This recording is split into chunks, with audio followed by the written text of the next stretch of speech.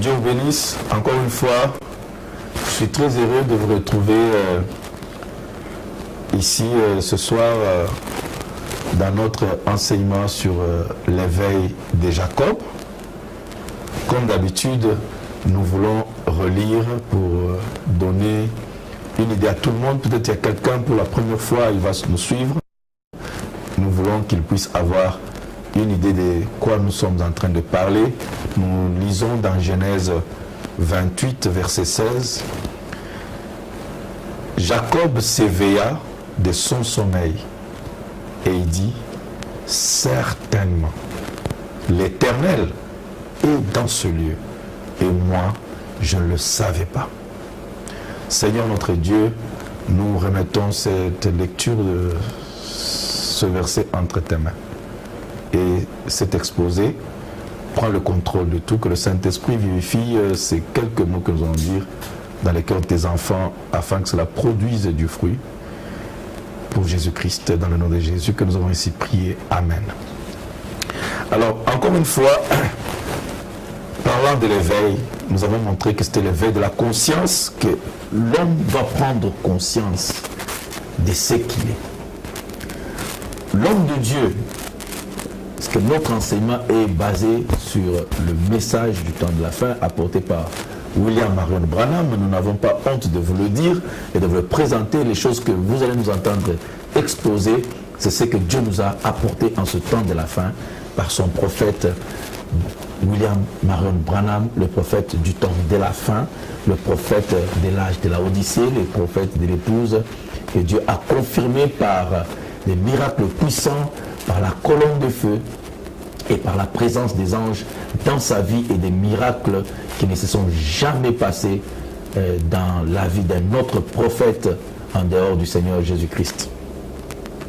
Et c'est pourquoi nous prendrons beaucoup de références de la Bible et de ce qu'il a donné comme interprétation dans la parole de Dieu. Cet homme de Dieu nous dit ceci, que au commencement, l'homme était, comme vous le savez tous, selon Genèse 1, 26, que l'homme était créé pour être un Dieu sur la terre, un Dieu secondaire. Et il lui avait été donné le pouvoir de contrôler, suivez, toute chose. J'aimerais que vous reteniez tous ces mots qu'il prononce pendant que nous introduisons, parce que vous comprendrez très bientôt de quoi il s'agit. Et nous exploiterons cela au fur et à mesure que nous avançons. Il avait été donné à l'homme le pouvoir de contrôler toutes choses sur la terre. Il dit tous les éléments de la terre. C'était Adam. Et à Adam, il a été donné ces grands pouvoirs. Mais alors, la puissance qui lui avait été donnée pour faire de lui-même ce qu'il est, c'est par là qu'il est tombé. C'est par le pouvoir ou la puissance que Dieu lui a donné. Le pouvoir même que Dieu lui a donné. C'est par ce même pouvoir que l'homme est tombé. L'homme de Dieu dit, Adam pouvait parler au vent. Les vents lui obéissaient. Et ce n'est pas faux. Et il l'a prouvé. Il a parlé à l'atmosphère. Il a arrêté la pluie. Il a ordonné que la pluie tombe. Josué l'a prouvé. Il a arrêté le soleil. Donc nous voyons Jésus venir. Il a parlé au vent. Les vents lui ont obéi. Et il dit, c'est ça. Adam pouvait parler au vent. Et les vents s'arrêtaient. Il pouvait parler à la vie animale. Et les animaux lui obéissaient. Il pouvait parler aux eaux, comme Jésus a parlé à la tempête, aux eaux qui étaient en fureur. Se sont calmées. Quoi que ce soit, à quoi Adam parlait, la chose obéissait à Adam. Donc l'homme a été créé pour ça. Et à aucun moment, Dieu a retiré ce pouvoir-là à l'homme. À aucun moment. Et je veux dire que tel que vous êtes là, vous avez ce pouvoir ici. Vous pouvez parler au vent, vous pouvez parler à la pluie, vous pouvez parler aux animaux, ils vont vous obéir. Mais si vous n'y arrivez pas, c'est simplement parce que, comme nous le voyons, comme l'homme de Dieu va le dire, écoutez, c'est ça. Toute chose obéissait à Adam. Mais là, pourquoi aujourd'hui, rien ne lui obéit? Le lion ne peut pas obéir à l'homme. Pourquoi? Il dit ça, c'était le commencement de l'homme. Et c'est sur ça, c'est sur tout ça que Dieu lui avait donné le pouvoir. Sur chaque chose sur la terre. Il n'y a rien qui peut être en dehors de votre contrôle. Vous avez le contrôle. Et je crois réellement dans ce qui est en train d'être dit ici. Je vous le confirme, je vais vous le prouver. Je le crois. Nous avons le contrôle. Vous avez, mon frère, ma soeur, tel que tu m'écoutes là, tu as le contrôle. Peut-être qu'il y a des situations dans ta vie, tu penses que c'est au-delà de ton contrôle. C'est faux. Tu as le contrôle sur chaque chose qui est sur cette terre. Tu as le contrôle sur la crise économique. Tu as le contrôle sur la crise financière. Tu as le contrôle sur la crise familiale. Tu as le contrôle sur la crise de ton corps, la santé. Tu as le contrôle. Il n'y a rien qui n'a pas été mis sous ton contrôle. Que tu sois un enfant, que tu sois un bébé, que tu sois une femme, que tu sois un simple croyant. Ce que je dis ici, je ne parle pas des évangélistes puissants, je ne parle pas des apôtres, je ne parle pas des prophètes, je parle des enfants de Dieu. Le dernier des enfants de Dieu, qui n'a aucune fonction dans l'église, qui est assis là dans les bancs.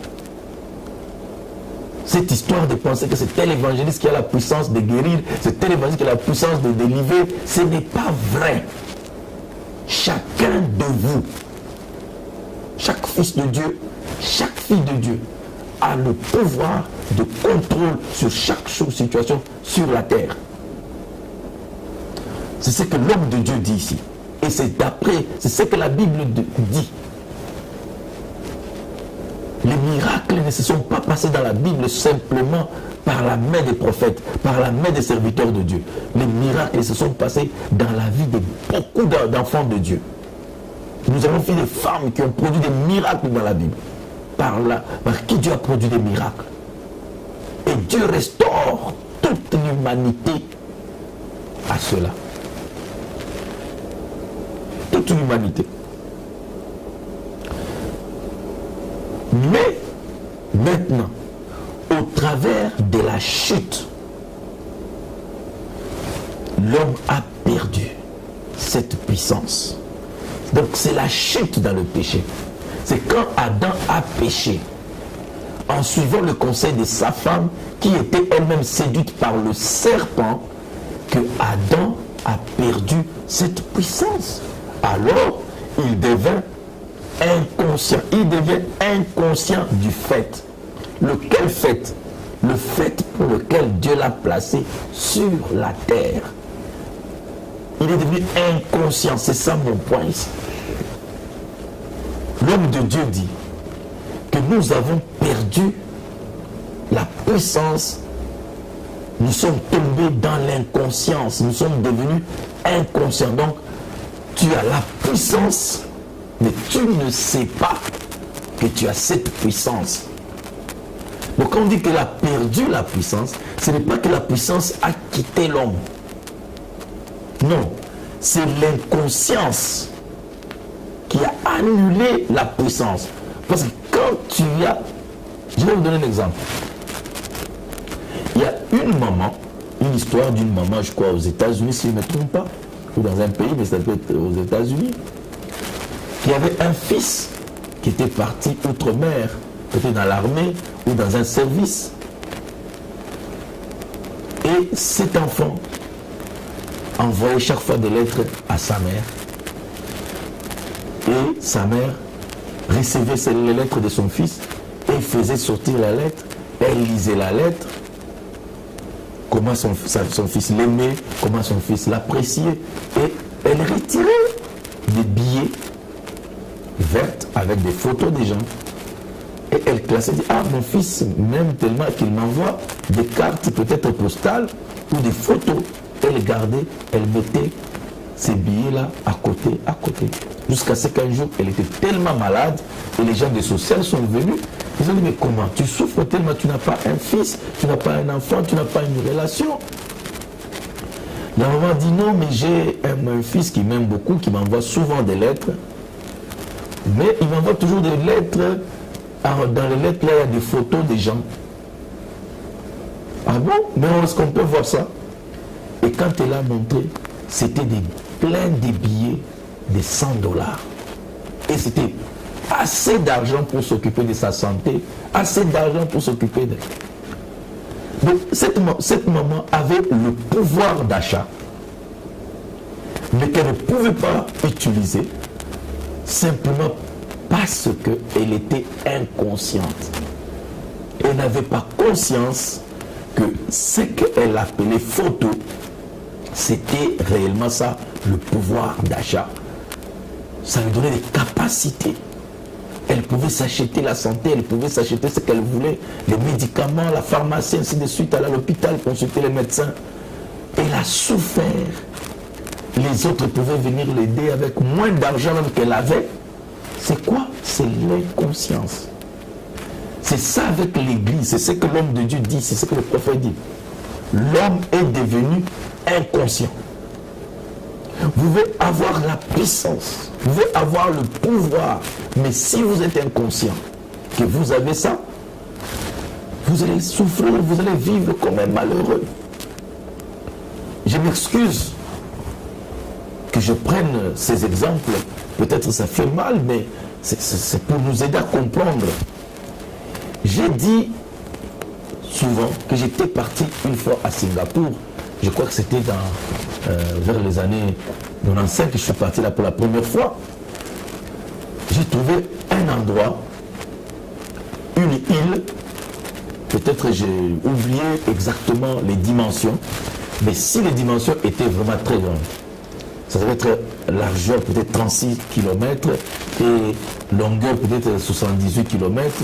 Si j'exagère, voilà la grandeur de Singapour, qui est en même temps le pays, la capitale, la ville, région, province, tout ça, tout est confiné là. Donc, vous tournez dans Singapour, le même jour, vous avez contourné tout le pays, vous avez visité tout le pays. Et chaque jour, on pouvait visiter tout le pays, on va du coin au coin. Et je vous dis que là, il n'y a pas de rivières. Je n'ai pas vu des rivières parce que c'est du sable. C'est un tas de sable, une petite île de sable. Il n'y a pas de rivière. Ce qui veut dire, comme ils sont entourés de la mer, il n'y a pas l'eau douce. L'eau à boire vient de Malaisie. Ils importent l'eau à boire. Il n'y a pas de jardin pour faire les cultures maraîchères. Il n'y en a pas. Parce que c'est du sable. Il n'y a pas de champs. C'est du sable. Les seules forêts que vous trouvez là, c'est les forêts artificielles qu'ils ont plantées des eucalyptus et des sapins et certains arbres qu'ils ont plantés. Et ils ont rendu cet endroit désertique, cette bande de sable, c'est comme un paradis, un jardin. J'ai visité leur parc qu'ils appellent Bird Park, qui est le parc seulement des oiseaux. Mais tous ces oiseaux-là, ils nous ont expliqué que c'est importé. Ils sont allés dans presque beaucoup de pays du monde, ils ont négocié et ils ont amené les oiseaux là-bas. Ce n'est pas les oiseaux de là-bas, c'est un désert, c'est du sable. Mais ils ont pu produire une forêt artificielle où ils ont logé les oiseaux. Ils ont aussi une réserve naturelle où ils ont mis des lions, ils ont mis ceci, qu'ils ont acheté, ils ont amené là-bas. Ils ont fait visiter les papillons séchés. Ici chez nous, nous n'avons pas besoin de payer de l'argent, 10 $, pour aller voir des papillons qu'on a séchés dans les vitrines. Nous les avons dans la nature. Mais là-bas, c'est une source d'argent. Ça fait entrer de l'argent. Nous étions alignés pour aller voir les papillons séchés. Donc cet endroit-là, c'est un endroit désertique. Ils importent l'eau à boire. Ils n'ont pas là-bas agriculture, priorité des priorités. Il n'y a pas d'agriculture. Ils importent la nourriture. Il n'y a pas une mine là-bas. Il n'y a pas de barrages hydroélectriques. Parce qu'il n'y a pas de rivières, il n'y a pas de chutes. Tout est importé. Toute leur nourriture est importée. Peut-être le poisson de mer, ils ont des bateaux qui font la pêche, mais le reste, pétrole ou quoi, tout est importé. Mais je vous dis que cet endroit-là, pour ceux qui sont arrivés, ils vous diront que je vous dis la vérité. Si on vous met la nourriture sur le goudron, vous devez manger. Le goudron brille comme une assiette. Il y a de la propriété. Ça brille, tout est bien ordonné. Vous crachez, on vous attrape crachant, vous payez 500 $. On vous trouve avec les chewing-gums en train de marcher en public, on vous fout 500 $. On vous trouve, vous jetez seulement un papier, 1 000 $. Donc tout est ordonné, tout est discipliné. Et ils m'ont dit qu'ils avaient de l'argent. Quand on faisait du tourisme, ils nous expliquaient qu'ils peuvent subsister s'ils ne produisent plus rien pendant 50 ans. Alors, je me suis posé la question. Comment vous y arrivez? Parce que tout est importé ici, vous n'avez rien. Alors ils m'ont dit, il y a 2 industries que nous avons développées ici. C'est du tourisme d'abord, et puis l'industrie électronique. Mais tout est parti de l'industrie électronique. Comment ça? Le sable ici. Il dit, un jour nous étions comme vous. Ils m'ont montré les anciennes photos de Singapour. Ils avaient les mêmes toilettes comme nous, les cases comme dans nos villages, avec des pailles et tout ça. Il dit, mais un jour on a compris que le sable ici peut être utilisé pour faire des éléments électroniques. Les transistors, les diodes, les thyristors, ainsi de suite. Et ils ont pris le sable, le même sable sur lequel ils marchaient, le sable qu'ils piétinaient, ils l'ont développé, ils ont travaillé, ça a commencé à produire des éléments électroniques, et ils ont fait de l'industrie électronique, et Singapour a pris de l'essor, le développement est venu. Nous avons, dans nos pays, on prend la grande RDC ici, c'est un scandale géologique, c'est un scandale, tout est scandale, on appelle tout est scandale. Mais nous avons ici Singapour qui n'a rien, seulement du sable, et ces sables-là les a amenés à produire de l'argent jusqu'à devenir un pays parmi les pays développés. C'est quoi? C'est que le sable, c'est qu'il négligeait. Le sable, c'est qu'il piétinait. Un jour, la conscience vis-à-vis de ce sable a changé. Il y a eu, comme ce qu'on dit en anglais, un shift dans la conscience. Donc, comme une poussée en haut, une montée, une piquée en haut de la conscience. Une élévation. Donc, leur conscience s'est élevée vis-à-vis du sable. C'est le même sable, la même saleté, le même sable qu'on piétine, le même sable qu'on néglige. Mais quand la conscience s'est élevée vis-à-vis du sable, tout a changé. Le développement est arrivé, c'est le même sable. Donc, c'est un exemple que j'ai toujours pris. que c'est le problème de la conscience. Nous n'avons pas besoin de beaucoup de choses. Nous n'avons pas besoin. Nous avons déjà beaucoup de choses avec nous. Seulement le sable ici que nous piétinons, le même sable ici que nous avons à Mwanda, le sable là que nous avons à Pointe-Noire, le sable que nous avons dans nos plages ici, ce sable-là peut être utilisé pour faire les vitres et produire une richesse. Le sable-là peut produire des éléments électroniques. Le sable, comme il a fait à Singapour. Et Singapour s'est développé à partir de son mal. Donc c'est un problème de changement dans la mentalité, le changement dans la conscience. Donc je donne cet exemple pour appuyer que nous pouvons avoir des richesses, nous pouvons avoir beaucoup de richesses, mais si notre conscience vis-à-vis de ces richesses n'est pas éveillée, n'est pas activée, nous aurons ces richesses que nous allons négliger. Partout où nous sommes, que ce soit les villages que nous avons, tous les villages ici, sont pleins de potentialités. Un jour, je me suis retrouvé à Ouesso. J'ai demandé à mon ami, le pasteur Lys, le docteur Lys, qu'est-ce que vous allez faire à Brazzaville, vous les gens de Ouesso? Il y a tout ici. Il y a tout ici.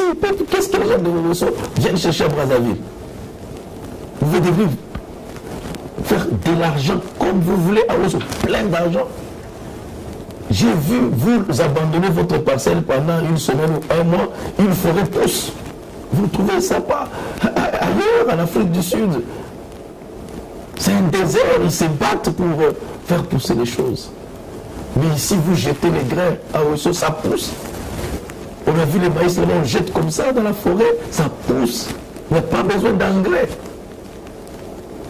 Mais le problème, c'est quoi? Les gens fuient le coin parce que leur conscience n'est pas éveillée. N'est pas éveillée à leur milieu, à leur environnement.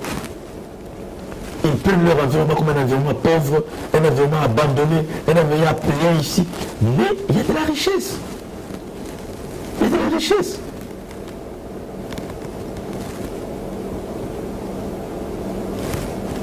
Aujourd'hui, nous avons le barrage du Moulou. C'est une rivière peut-être qui était négligée. Qui pouvait penser que c'était une grande richesse qu'on avait là-bas? C'est une vraie richesse. Aujourd'hui, c'est prouvé, nous avons un véritable courant, un meilleur courant sur un fleuve que nous avons négligé tout ce temps. Mais le président de la République a donné l'impulsion et voilà, il a décidé qu'il y ait un barrage et le barrage est sorti. C'est la conscience qui a produit ce barrage et aujourd'hui c'est une grande richesse. Ça veut dire que ces choses-là peuvent se faire comme ça si notre conscience s'éveille. Mes frères bien-aimés, tout va changer. Tout va changer.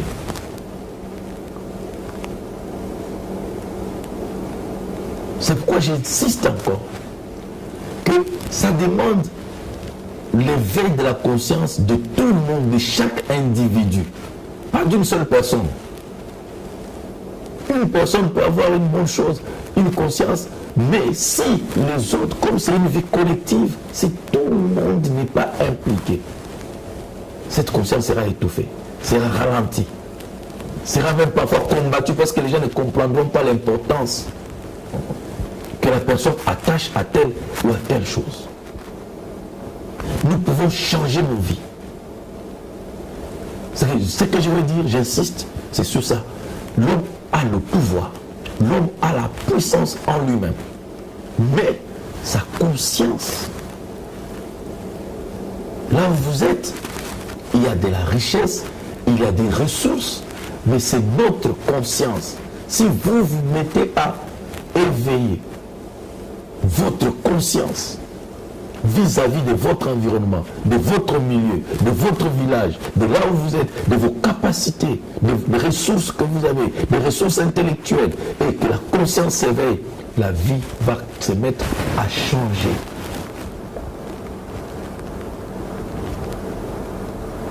Toujours mon ami Lys disait, Si on prend tous les Congolais, on les amène au Japon.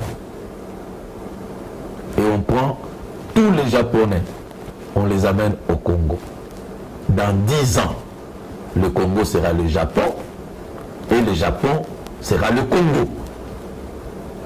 Ça, c'est une déclaration qui semble être simpliste, mais c'est une vérité. C'est-à-dire, ce qu'on a besoin, ce n'est pas d'échanger, d'amener les Japonais ici. C'est de changer la mentalité, la conscience. Si on prend la conscience japonaise, on la met dans les Congolais. Cette conscience japonaise produira le Japon au Congo par les Congolais. Et si vous prenez la conscience congolaise et vous la mettez dans les Japonais vont produire le Congo au Japon. Donc c'est un problème de conscience. C'est un problème de conscience. Vous pouvez avoir des pouvoirs, vous pouvez avoir des puissances, des richesses.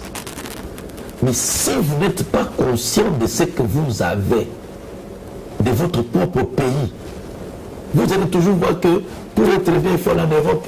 Mais tout le monde sait que si les Européens sont mieux que nous, mais pourquoi ils en sont dans les crises aujourd'hui? Ils sont plus endettés que nous. On ne savait pas qu'ils étaient aussi endettés. C'est aujourd'hui que les secrets viennent de sortir. Donc quelque part, l'argent qu'ils nous prêtaient là, c'était de l'argent emprunté. Et si quelqu'un vous prête de l'argent emprunté, qu'il l'a même emprunté, donc il vous prête ça à des intérêts très élevés, vous comprenez que leur survie était sur eux. Et ils nous ont fait croire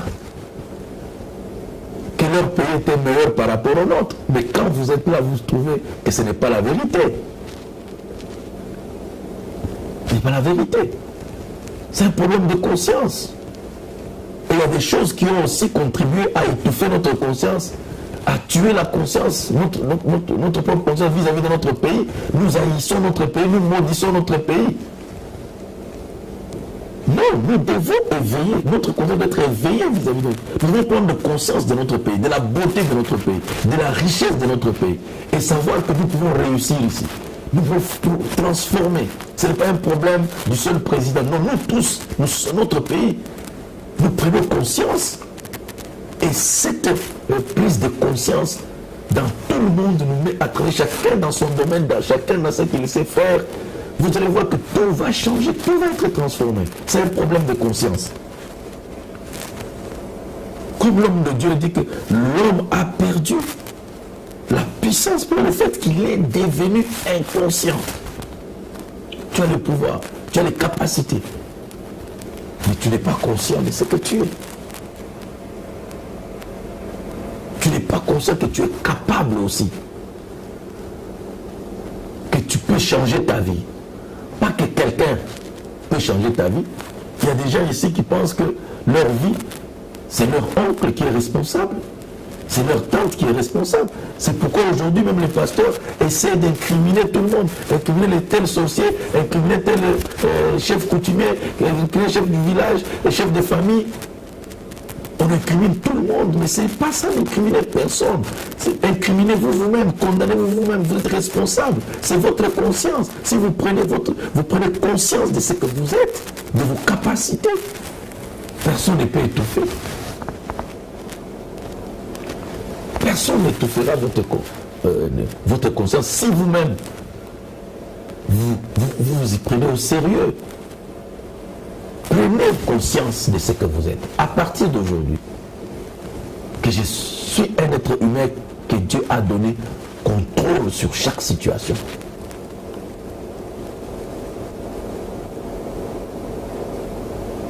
Chaque problème, chaque chose sur la terre, Dieu m'a créé pour être un dominateur. Dominer chaque circonstance. Je n'ai pas peur des circonstances de la vie. Je ne panique pas, les problèmes arriveront, les difficultés arriveront. Mais j'ai le pouvoir de contrôle. J'ai le pouvoir de maîtriser, de manipuler, de dominer. Je prends conscience que Dieu m'a créé pour dominer. Dieu m'a créé pour contrôler chaque situation. Alors, je ne suis pas une victime. Je ne veux pas une victime. Je ne veux pas me victimiser. Beaucoup de gens se victimisent. Si nous sommes comme ceci, c'est elle. Si nous sommes comme ceci, c'est elle. Vous voulez me dire que non. Si moi j'avais des parents, si mes parents étaient vivants, j'allais peut-être réussir. Mais Obama, un orphelin de père et de mère. Regardez comment il est devenu. Moi aussi j'étais blanc, mais Obama c'est un noir. Il dirige les blancs. Quelle raison vous allez donner? Si mon oncle, si ma tante, non. N'incriminez personne, ne blâmez personne, ne mettez sur personne la responsabilité de vos souffrances, ni la responsabilité de vos malheurs, ou de votre bonheur. C'est votre conscience.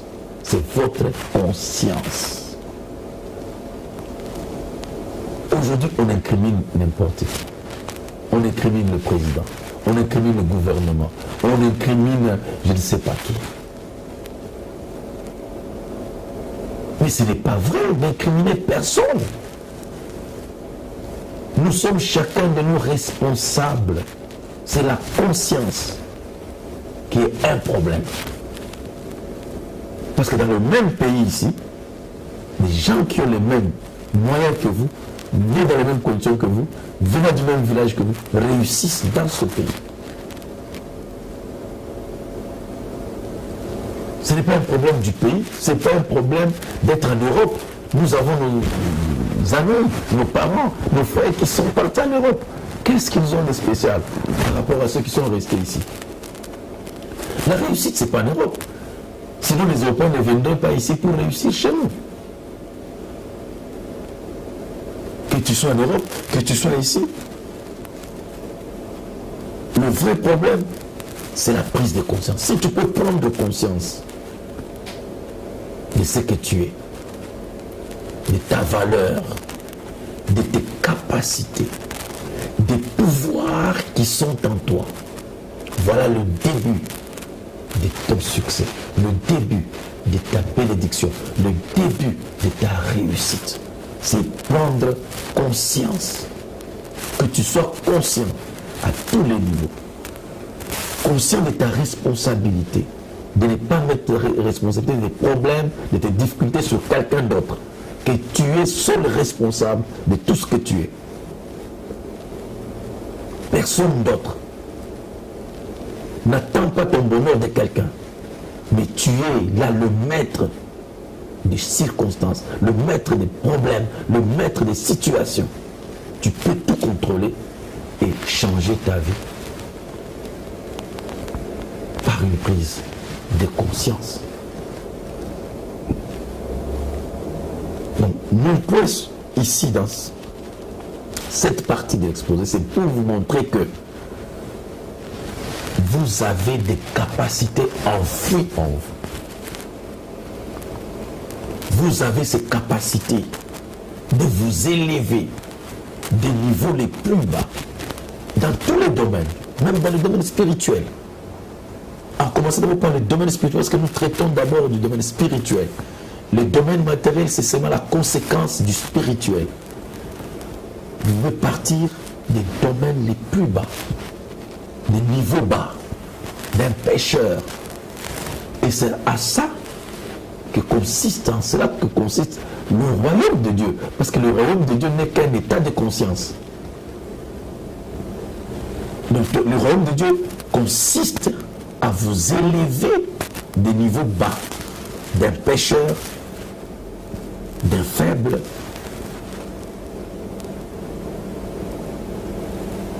Et petit à petit, progressivement, vous amenez, vous élevez à un niveau de l'état du Christ, où vous avez la pensée de Christ, que la pensée qui est en Christ soit en vous, que vous commencez à penser comme Dieu, vous agissez comme Dieu, vous vous comportez comme Dieu.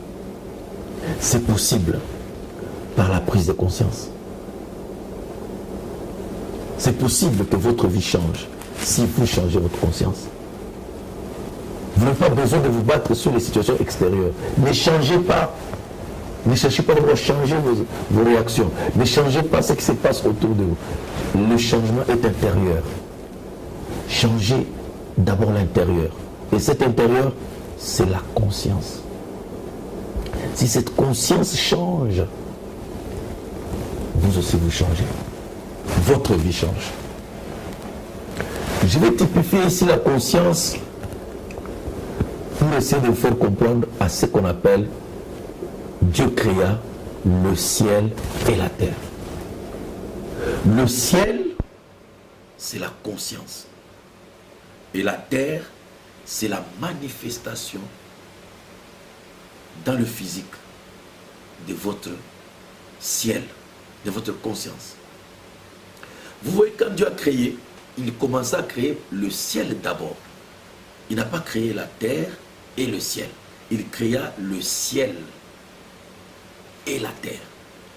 Et vous voyez qu'il plaça dans le ciel des astres pour contrôler, dicter et diriger la terre. Et la terre est le reflet du ciel. Il a dit que le soleil présiderait au jour et la lune présiderait à la nuit. Vous voyez, quand le soleil s'élève, la vie sur la terre aussi s'élève. Le ciel commande. Donc on peut dire l'état de conscience. Le ciel éclaire la terre. Le matin par le soleil. Et le soleil, au fur et à mesure que le ciel change d'état. Le matin, le soleil est très doux. Donc la conscience est dans un certain état. Et cet état-là est sur la terre. Bien qu'il y ait le soleil le matin, vous ne transpirez pas. Ce soleil-là ne peut pas sécher les habits, ne peut pas faire certaines choses. Mais au fur et à mesure que l'état du ciel change, le soleil devient très fort, la même chose se reflète sur la terre. Donc vous voyez que l'état du ciel dicte l'état, se reflète ou reflète l'état sur la terre. Et Jésus a dit, vous savez discerner l'aspect du ciel. Quand il fait sombre, rouge, vous dites qu'il va pleuvoir. Mais quand le ciel est clair, vous dites qu'il va faire beau temps. Donc l'état du ciel dévoile, révèle ce que sera la terre. Ça veut dire que la conscience, l'état de la conscience, reflétera ce qui se passera dans votre corps, dans votre vie. Si votre intérieur, donc votre conscience, était une conscience, un ciel éclairé, il fera beau dans votre vie, vous serez joyeux, vous serez heureux, vous serez bien. Et si votre ciel est sombre, donc votre conscience est assombrie, vous verrez aussi que dans votre vie, vous serez malheureux, vous n'aurez pas la joie, vous ne serez pas content. Donc ce qui se passe dans nos maisons, ce qui se passe dans nos familles, c'est le reflet de l'état de notre conscience. Oh, chez moi, ça ne marche pas. Mais c'est la conscience que vous développez. Si tu peux changer l'état de conscience, tu vas voir tout de suite une entente harmonieuse entre toi et ta femme. C'est seulement les états de conscience qui se reflètent dans la maison. Une maison qui n'est pas dans la joie.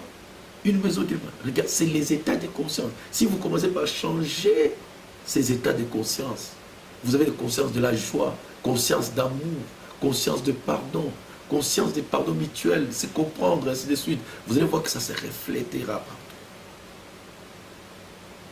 Donc, j'aimerais montrer ici que le ciel est le reflet. Tout le monde sait que même les marins en pleine mer se dirigent à partir des étoiles. C'est le ciel qui les dirige. Les fermiers, pour planter, ils regardent la position de la lune. Quelle est la position de la lune? Parce que selon la position de la lune, il y a certaines plantes qui doivent être plantées à cette saison-là, à cette période-là. Si la lune est montante, on ne plante pas les choses qui vont sous terre. On plante les maïs, on plante tout ce qui va en haut. Parce que la lune est montante, elle soulève les eaux. Quand la lune est descendante, alors on plante tout ce qui va, les tubercules, ainsi de suite. Donc la position de la lune, la position du ciel dicte ce qui doit se faire sur la terre, ou se reproduit directement, automatiquement. Ce sont les lois de Dieu. Vous ne pouvez pas vous attendre à ce que votre vie change. Votre vie change, que votre condition change, si l'état de conscience ne change pas. Voulez-vous être heureux? Une conscience heureuse doit vous dominer, doit vous habiter. Le ciel clair doit vous habiter. Vous voulez l'amour, la conscience amour doit vous habiter. Vous voulez la richesse, vous devez avoir une conscience des richesses, une mentalité des richesses. Vous voulez être millionnaire et changer la mentalité.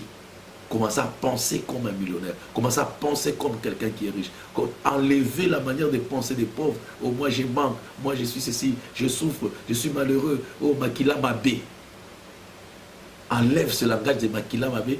Change Makila Malam. Moi je suis un béni de l'Éternel. Comme Jacob, comme Abraham. Je suis un béni de l'Éternel. Prononce ces bénédictions. Crée cet état d'abord. Même si tu ne vois rien qui se passe. Change d'abord ton état intérieur. Change d'abord tes pensées. Change tes sentiments, ta manière de te sentir. Peu importe ce qui t'arrive, peu importe les difficultés, peu importe les oppositions, peu importe les obstacles. Mais toi, tu penses au bien. Tu crées un ciel en toi. Un ciel merveilleux. Un ciel de joie. Quand Dieu restaure la terre, dans Apocalypse, on dit quoi? Jean dit, et j'ai vu des nouveaux cieux et une nouvelle terre. Donc il a d'abord vu une nouvelle conscience. Et cette nouvelle conscience produisit une nouvelle terre. Donc c'est d'abord la conscience, mes frères. Devenons conscients de ce que nous sommes. Que nous sommes capables de changer toutes choses. Je suis capable de changer ma maison. Je suis capable de changer ma vie. Je suis capable de changer tout par l'état de ma conscience. Si je peux changer cet état de conscience, je changerai alors ma vie. Si je deviens conscient ainsi, tout va commencer à changer dans ma vie. Je ne serai plus le même. Ça, c'est une grande révélation qui nous a donnée par le prophète de Dieu. Que l'homme a perdu sa conscience, mais n'a pas perdu sa puissance. Mais c'est un langage, quand il dit qu'il a perdu sa puissance, ça veut dire qu'il a perdu cette conscience dans cette puissance. Alors la puissance étant là, il ne sait pas l'exploiter. Comme un pays qui a des ressources, qui ne sait pas les exploiter, n'a pas la conscience, le savoir pour exploiter cela. Un homme qui a des capacités intellectuelles, il ne sait pas les exploiter. Un homme qui a des talents, il y a des gens qui ont des talents de musique, mais ils ne se sont jamais épanouis dans la musique. Parfois, les gens qui chantent ici ne peuvent pas chanter mieux que eux. C'est quoi? C'est l'état de conscience. Il a le don, il a le talent, mais il n'a pas la conscience pour exploiter ce talent. Il y a des grands sportifs,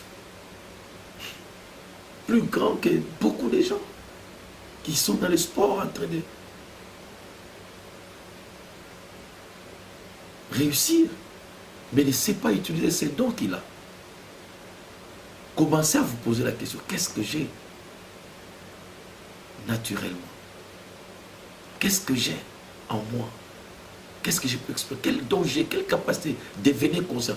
En vous posant ces questions-là, ça sera le début déjà d'une prise de conscience. Le début de l'échelle, de l'élévation sur l'échelle, de la montée sur l'échelle de Jacob. Et votre vie changera. N'essayez pas de changer quelqu'un, n'essayez pas de changer des choses, mais changez votre conscience vis-à-vis des choses. Votre vie changera. Je vous invite, mes frères, à méditer là-dessus. Si vous avez la possibilité, réécoutez ceci plusieurs fois, jusqu'à ce que cela prenne place en vous. Jusqu'à la prochaine fois. Je vous apprécie, je vous aime beaucoup. Que Dieu vous bénisse.